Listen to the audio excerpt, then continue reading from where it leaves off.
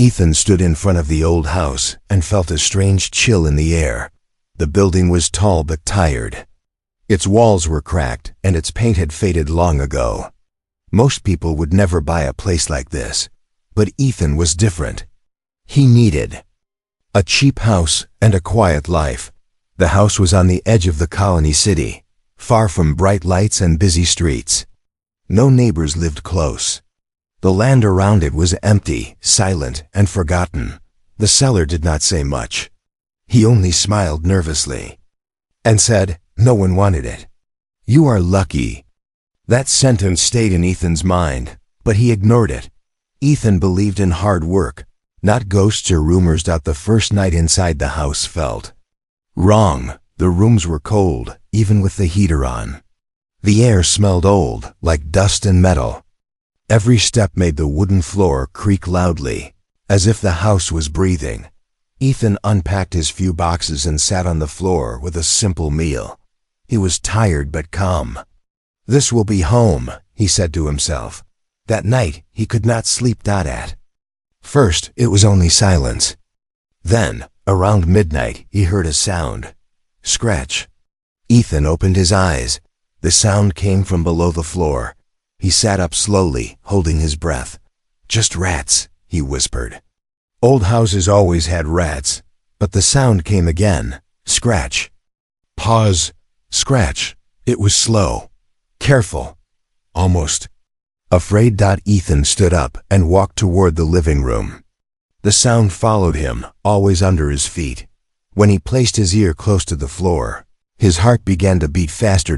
It was not random noise. It was deliberate. The next morning, Ethan checked the floorboards. Some were newer than others. Someone had repaired this floor many times. Strange, he said quietly. He asked a distant neighbor about the house. The old man's face went pale. "That place?" he said. "No one stays there long. Why?" Ethan asked. The man shook his head. "Bad history, that's all." That night, the sounds returned. This time, Ethan was ready. He grabbed tools and a flashlight. The scratching grew louder as he moved closer. Then he heard something that froze him. A soft sound, not an animal. A breath. Slow, weak, painful. Ethan dropped to his knees. "There's someone down there," he said. His hands shook as he pried open one floorboard. Cold air rushed up from below. Under the wood was not dirt. It was metal. Bars. Like a cage. Ethan pulled more boards away, his heart pounding. The smell of rust and old blood filled the room. He shined the flashlight down. At first, he saw nothing. Then something moved. A shape curled in the darkness. Then an eye opened. Large, shimmering, full of fear. Ethan gasped and stumbled back. Inside the cage was a girl, not human. Her skin was pale blue, marked with dark scars. Her hair was tangled and dull. Her body was thin, almost fragile. She pulled back when the light touched her face. "Please," she whispered. Her voice was weak, broken, and trembling. "Don't hurt me." Ethan's fear turned into shock. Then anger. "Who did this to you?" he asked softly. She did not answer. She hugged her knees and shook, chains clinking around her wrists. Ethan saw old burn marks on the metal walls. Strange symbols carved into the cage. This was not an accident. This was a prison. "I'm not here to hurt you," Ethan said slowly. "I just bought this house. I didn't know you were here." The girl looked at him, her eyes full of doubt. Humans had hurt her before. He carefully removed his jacket and placed it near the opening. "For warmth," he said. She did not take it. Not yet. Ethan stayed there for hours, sitting on the floor beside the open boards. He did not force her to talk. He did not touch the cage. When dawn came, the girl finally whispered one word. "Hunters." Ethan frowned. "Hunting you?" She nodded slowly. "They will come back," she said. "When they see the signal." "What signal?" Ethan asked. The girl looked at the wall of the cage. A small red light blinked once, then stopped. Ethan's blood ran cold. Whatever this was, it was not over. The old house was not just empty, it was hiding a secret, and now Ethan was part of it. Morning light entered the old house, but it did not bring peace. Ethan had not slept at all. He sat on the floor beside the open boards, his back against the wall. Below him, the cage was silent. He leaned forward carefully and looked down again. The alien girl was still there, curled in the corner, arms wrapped around her legs, eyes open, watching him without blinking. She did not trust the light. She did not trust him. Ethan cleared his throat softly. "I'm Ethan," he said. "That's my name." The girl did not reply. He stood up slowly and walked to the kitchen. He filled a glass with water and grabbed some bread and fruit. When he returned, she flinched, pressing her back against the cage wall. "I'm not coming in," Ethan said quickly. "I just want to help." He placed the food near the bars and stepped back. Minutes passed. She stared at the food like it was a trap. Her stomach made a quiet sound. Hunger won. With shaking hands, she crawled forward and grabbed the bread. She ate fast, too fast, like someone afraid it would be taken away. Ethan felt his chest tighten. "How long have you been here?" he asked gently. She swallowed and whispered, "Long." Her voice was rough, unused. Ethan noticed her wrists. Metal cuffs, old, tight. The skin around them was raw and scarred. "Those hurt," he said. She nodded. "They hurt more when I try to escape." That word hit him hard. "Escape. So you tried," Ethan said. She looked at him for a long moment. "Yes," she said. "Many times." Ethan crouched closer, keeping distance. "Who put you here?" Her body stiffened. "The ones who owned this place before you," she said. "They called themselves traitors." Her fingers tightened around the bread. "They sold living things." Ethan clenched his jaw. "What did they want from you?" She hesitated. "My body," she said quietly. "My blood, my mind." She pulled her thin shirt aside, just enough for him to see. Lines, burn marks, symbols carved into her skin. Ethan looked away, anger burning in his chest. "I'm sorry," he said. "I didn't know." "No one knows," she replied. "That is why it works." The house suddenly felt smaller, like it was watching them. "Why didn't anyone hear you?" Ethan asked. She gave a sad smile. "The cage blocks sound," she said. "And the house is far from others." Ethan remembered the empty land, the silence. It all made sense now. "Why didn't they kill you?" he asked. Her eyes darkened. "Because I am rare," she said, "and expensive." Ethan stood up. Suddenly, "That ends now," he said. Her head snapped up. "You cannot free me," she said quickly. "They will know." "Who?" Ethan asked. "The hunters," she whispered. The word made the air feel heavy. "They track the cage," she continued. "If it opens, they come." Ethan looked at the blinking red light again. "How long?" he asked. "Sometimes days," she said. "Sometimes hours." Ethan ran a hand through his hair. He was just a normal human, no weapons, no ship, no plan. But he looked at the girl again, at her scars, at her fear. "I won't leave you here," he said firmly. She stared at him like she was seeing something impossible. "Humans always say that," she said, "before they sell me again." Ethan felt the pain in her words. "I won't," he said. "Even if it costs me everything." Silence followed. Then she slowly moved closer to the bars. "My name," she said, "is Lyra." Ethan smiled softly. "That's a good name."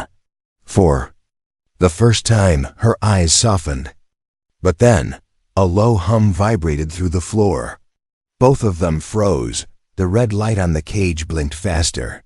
Lyra's face went pale. "They found the signal," she said. Ethan's heart raced. "How much time do we have?" She listened, pressing her ear to the metal. "Not much," she whispered. "They are close." Outside, far above the house, something dark moved across the sky. Ethan looked toward the window. Whatever was coming, it was not human. And it was coming. For her. The house was silent again, but the silence felt heavy. Ethan closed all the curtains and turned off the lights. Outside, the sky was dark, but the strange shadow had already passed. Lyra sat inside the cage, hugging her knees. Her breathing was fast and shallow. "They are searching," she whispered. "Not close yet, but soon." Ethan knelt beside the open floor. "Tell me everything," he said. "If I'm going to protect you, I need to know the truth." Lyra looked at him for a long moment. Then she nodded. "My people are called the Kalari," she began. "We are not warriors. We do not build big ships or strong weapons." Her voice was calm, but her eyes showed old pain. "We are valuable because of our bodies," she continued. "Our blood heals faster. Our minds can connect to energy." Ethan frowned. "So they hunted you?" "Yes," Lyra said. "They came to our world when I was young. They said they wanted peace." She stopped and swallowed hard. "They lied." Ethan stayed quiet, letting her speak. "They took us at night," she said. "Families were separated. Children screamed. The sky burned." Her hands trembled. "I was put in a ship with others like me. Some were sold. Some were tested." She lifted her arm. "The scars are from learning how much pain I could survive." Ethan's fists clenched. "They kept records," Lyra said. "How long before we fainted. How fast we healed." She looked down. "I tried to escape," she said. Softly, many times. Ethan leaned closer. "And this cage?" "Punishment," she replied. "They said if I broke again, they would erase my mind." Ethan felt sick. "So they hid you here," he said. Lyra nodded. "This house belonged to one of them. A traitor who liked quiet places." She touched the metal bars. "This cage blocks my energy. I cannot use my abilities inside." Ethan took a deep breath. "You said the hunters are coming," he said. "Who are they?" Lyra's eyes darkened. "They are not traitors," she said. "They are worse." She explained that hunters were hired to retrieve lost property. They did not care if their target was alive. "They follow signals," she said. "Every cage has one." Ethan looked at the red light. "I can destroy it," he said. Lyra shook her head. "If you break it wrong, it sends a stronger call," she said. "They will come faster." Ethan exhaled slowly. "Is there any way to turn it off safely?" Lyra hesitated. "Yes," she said. "But it requires access inside the cage." Ethan did not hesitate. "Then I'll go in." Her eyes widened. "No," she said quickly. "It will lock behind you." "I don't care," Ethan replied. "I won't leave you alone." Lyra stared at him confused. "Why?" she asked. "You don't know me." Ethan thought for a moment. "Because someone should have helped you before," he said. "And no one did." For a long second, Lyra said nothing. Then her voice became very quiet. "No human has ever chosen me," she said. "Only my value." Ethan reached toward the bars but stopped before touching them. "You're not a thing," he said. "You're a person." Something changed in her eyes. Hope. Suddenly, the house shook lightly. A distant sound echoed through the ground. Lyra froze. That was a scan pulse. She whispered, "They are closer." Ethan stood up. "Then we don't wait," he said. "We act now." He examined the cage closely. There was a panel on the side, hidden under rust. Old technology, but still active. "I need you to guide me," he said. Lyra crawled closer to the bars. "If you make a mistake," she warned, "the cage will seal forever." Ethan nodded. "Tell me what to do." She gave him step-by-step instructions. Slow, careful. Ethan followed them exactly. The red light flickered. Once, twice, then it turned off. For the first time, the house felt lighter. Lyra exhaled deeply. They lost the signal, she said. Ethan smiled. But the smile did not last. A new sound filled the air. A deep, mechanical hum. Closer than before. Lyra looked up sharply. They don't need the signal anymore, she whispered. They have found the house. Ethan felt his heart race. He looked at the cage. At the locks. At her. I promise you, he said. They will not take you back. Lyra met his eyes. If they enter, she said, you must run. Ethan shook his head. No, he said. This time someone stays. Above them, the roof vibrata. Something heavy landed on the old house, and the hunt had truly begun. The old house groaned as something heavy settled on its roof. Dust fell from the ceiling. The lights flickered once, twice, then stayed on. Ethan stood frozen, listening. Above them came a slow, deep sound, metal scraping against metal. Lyra pressed herself against the cage wall. They are here, she whispered. The hunters never miss twice. Ethan swallowed hard. He was not a soldier, not a hero, just a man who bought the wrong house. But he looked at Lyra again. At her scars, at her fear, and something inside him hardened. Stay quiet, he said. Softly. He closed the floorboards loosely, leaving a small gap so he could see the cage. Then he grabbed the heaviest tool he owned and turned off the house lights. The front door shook. A voice echoed through the house. Cold, flat, not human. Human occupant, it said. Step outside. This property is under recovery order. Ethan stayed silent. The voice continued. You are in possession of stolen biological property. Return it, and you will not be harmed. Ethan felt anger rise. Property. Lyra closed her eyes. They will lie, she whispered. They always do. The door began to melt. Not break. Not burn. Melt. Liquid metal slid down the frame as the hunters cut their way inside. Ethan backed into the kitchen. Heart pounding. 3 figures entered the house. Tall, thin, wrapped in dark armor that moved like living skin. Their helmets had no faces, only glowing lines. One of them scanned the room. The signal is gone, it said, but the asset is still here. Another tilted its head. I sense emotional interference. It said, the human is involved. Ethan's hands trembled, but he forced himself to speak. There's no one else here, he said loudly. You're in the wrong place. The hunters turned toward his voice in perfect unison. Silence filled the room. Then one of them laughed. Dry, metallic sound. Humans lie poorly, it said. The hunter raised its weapon before it could fire. A thud smashed the light above them. Glass exploded. Darkness swallowed the room. Ethan ran. He slammed into a hunter, knocking it off balance. The creature hit the wall hard, cracking old wood. Ethan didn't wait. He sprinted to the living room and ripped open the floorboards. Lyra! He shouted, now! She was already moving. The moment the cage locks weakened, she pushed forward. The bars screamed as ancient power strained against them, but the cage still held. Hunter dropped through the ceiling behind Ethan. Too fast. Too strong. Had grabbed him by the throat and lifted him off the ground. Release the asset, it said kindly, or you will die. Ethan gasped for air. Behind the hunter, Lyra screamed, no! She cried, please don't hurt him. The hunter turned its head slightly. Emotional bond detected, it said. Confirmed. Human interference increases asset resistance. It tightened its grip. Ethan's vision blurred. Lyra's hands pressed against the cage bars. Something inside her broke. Not fear, not pain, but anger. The symbols on her skin began to glow. Soft at first, then brighter. The cage shook violently. Energy pulsed through the floor. The hunter paused.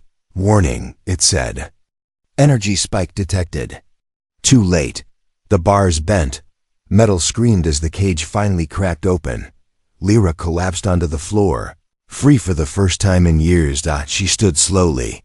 Her body trembled, but light flowed from her hands like fire under Water. The hunter dropped Ethan and stepped back. This level of output is impossible, it said. Lyra looked at Ethan. He lay on the floor, gasping. Bruised but alive. She turned back to the hunters. You took everything from me, she said. My home, my people, my name. Her voice was no longer weak. It echoed. You will take nothing more. The hunters raised their weapons. Lyra lifted her hands. The air exploded. A wave of energy slammed through the house, throwing hunters through walls. Armor cracked. Systems failed. One hunter hit the ground and did not move. Another crawled, sparks pouring from its body. The third backed away slowly. This world is not worth the cost, it said. We will return with force. Lyra stepped forward. No, she said quietly. She released one final burst of power. The hunter collapsed. Silence returned. The house stood broken, burning, barely standing. Ethan slowly sat up. He looked at Lyra in disbelief. You did that, he said. Lyra stared at her glowing hands. I forgot who I was, she said softly. They made me believe I was weak. She looked at him. But you reminded me. Ethan smiled, despite the pain. Outside, distant sirens echoed. Galactic patrols. Someone had noticed the fight. Lyra's expression changed. They will ask questions, she said. And I am still hunted. Ethan stood, steadying himself. Then, we don't stay, he said. This house was never a home anyway. Lyra nodded slowly. Behind them, the old house finally collapsed in on itself.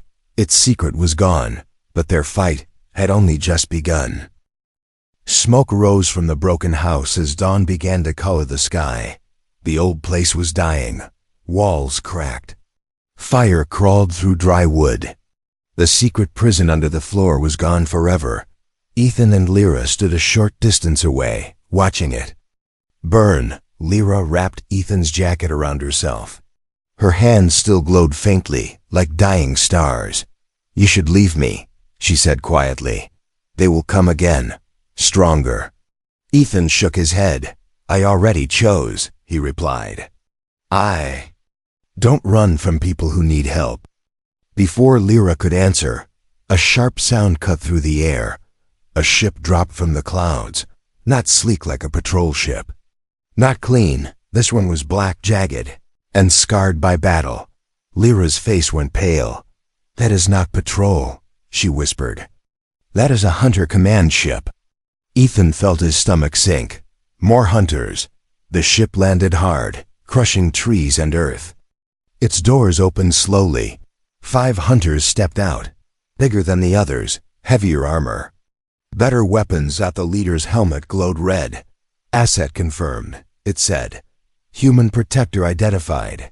Ethan stepped forward. She's free, he said.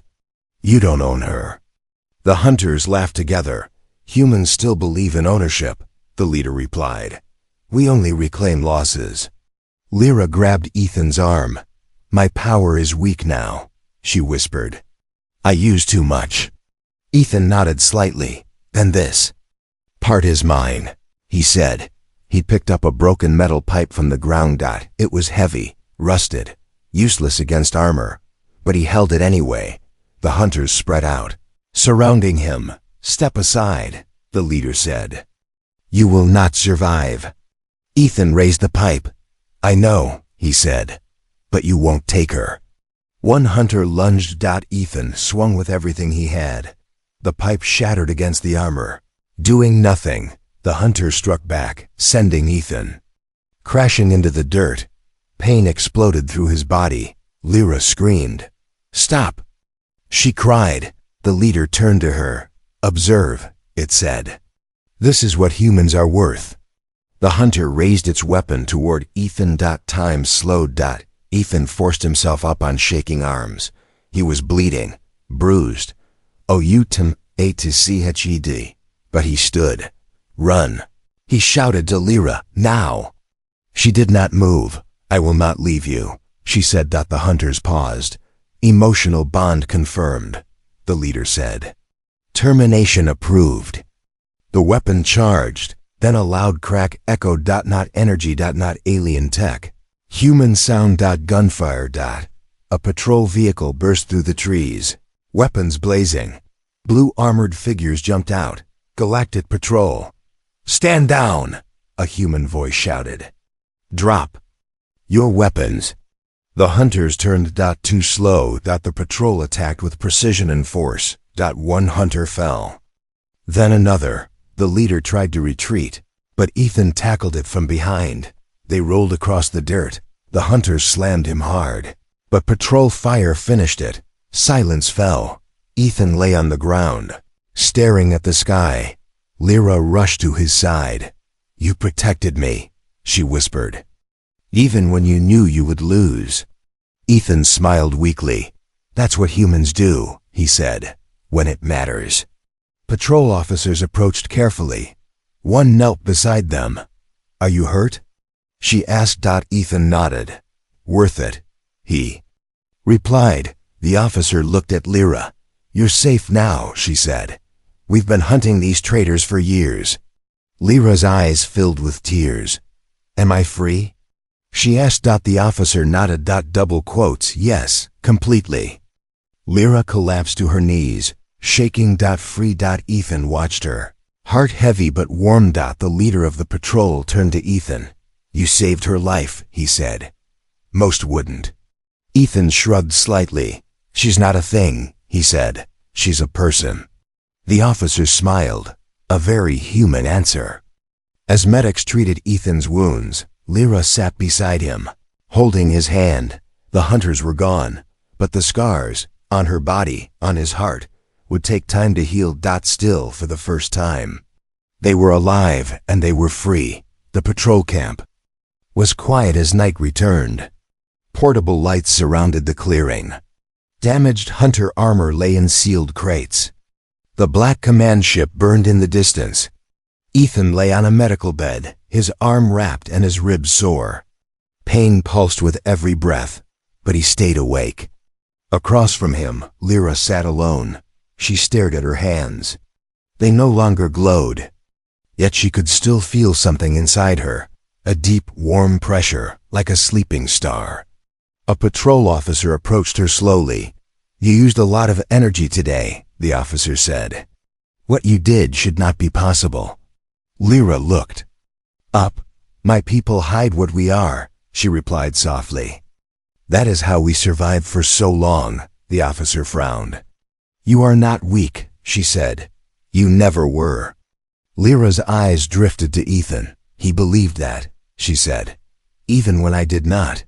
Later, when the camp grew quieter, Ethan sat up with effort. "You okay?" he asked. Lyra moved closer. "I remember things now," she said.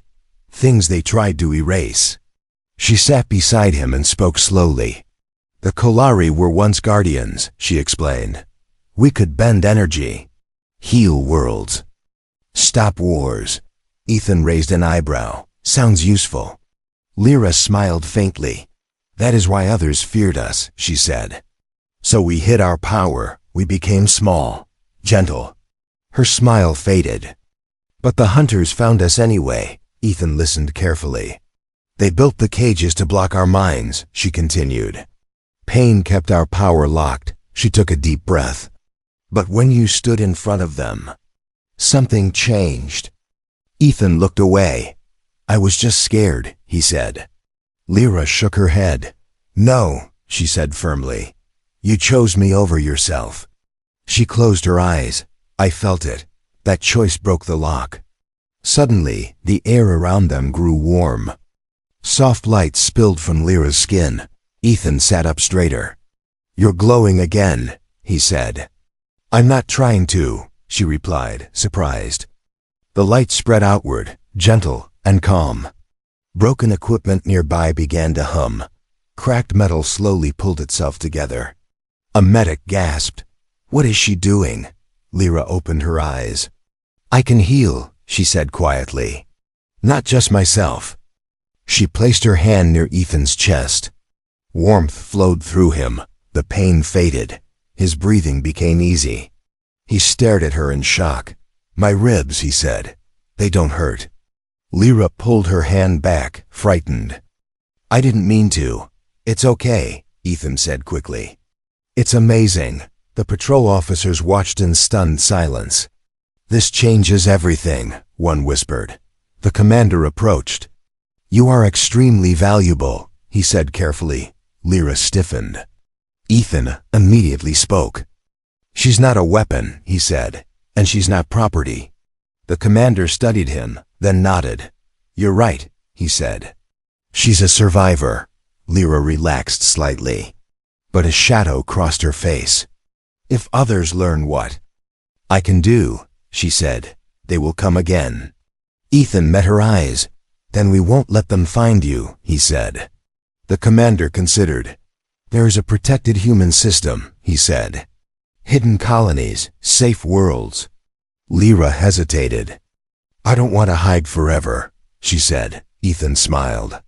Then don't, he replied. Live, learn, decide who you want to be. Lyra looked at her glowing hands once more. For the first time, she did not feel afraid. She felt whole. Far above them, unseen sensors blinked. Someone else had noticed the energy surge. Somewhere in the galaxy, a message was sent. Kalari active. Power confirmed. The hunt was not over. But now Lyra was no longer prey. The transport ship lifted slowly from the ground, leaving the ruined clearing behind. Ethan sat near the window, watching the planet shrink into darkness. His body was healed, but his mind was heavy. Across from him, Lyra sat quietly, wrapped in a clean blanket. For the first time, there were no chains on her wrists, no cage, only open space. You don't have to stay with me, Lyra said softly. The patrol will take me to a safe world. Ethan looked at her. I know, he said, but I want to. She studied his face, searching for fear. There was none. The ship entered faster space, stars stretching into long lines of light. The patrol commander approached them. The Kalari are being offered protection, he said. You can start. Again, Lyra nodded. But on my terms, she replied. The commander smiled slightly, as it should be. Later, when the ship lights dimmed, Ethan and Lyra stood together near the viewing window. Your people, Ethan said. Do you think any survived? Lyra closed her eyes. I feel them, she said. Scattered, hurt, but alive, Ethan smiled. Then you'll find them. She looked at him. And you? She asked. What will you do? Ethan thought about the old house, the cage. The fear, I think, he said. I already found my purpose. Lyra's eyes softened. She reached out, hesitated, then gently took his hand. Among endless stars, a human and an alien stood side by side. Not as owner and asset, not as savior and victim, but as equals. Far away, hidden watchers observed the ship. They saw not a Kazi weapon, but a bond. And that bond scared them more than any power, because humanity's greatest strength was never its weapons, but its heart.